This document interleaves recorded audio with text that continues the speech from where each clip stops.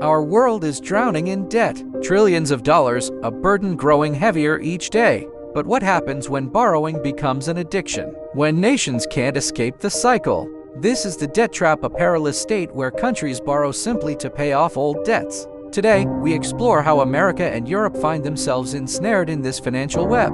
Understanding this trap is crucial for our economic future. Let's dive in. Post-we, America's economy boomed, but so did its spending habits. Government outlays on defense, social programs, and infrastructure expanded significantly. Tax policies and persistent budget deficits fueled this growing reliance on borrowing. Consumer credit exploded, pushing household debt to unprecedented levels. The Federal Reserve's monetary policies often facilitated this easy access to credit. From the 1950s to today, the trend is clear: a nation increasingly living on borrowed time. This cycle has profound implications for future generations and economic stability.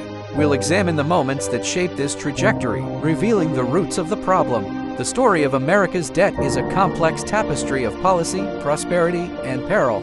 Across the Atlantic, Europe faces its own formidable debt challenges. The Eurozone's creation brought unity, but also exposed deep fiscal vulnerabilities.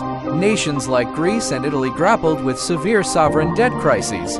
Fiscal policies within the EU framework often struggled to contain spending.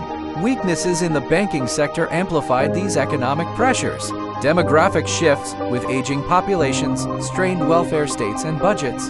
Global financial crises reverberated across the continent, exacerbating existing issues. The interconnectedness of European economies means one nation's debt can affect all. Understanding these drivers is key to grasping Europe's ongoing financial tightrope walk. The consequences of this debt trap are far-reaching and potentially severe. Inflation, reduced investment, and a heavy burden on future generations loom large. But there are paths forward, strategies for debt reduction and fiscal responsibility. Sustainable economic growth is paramount to breaking free from this cycle.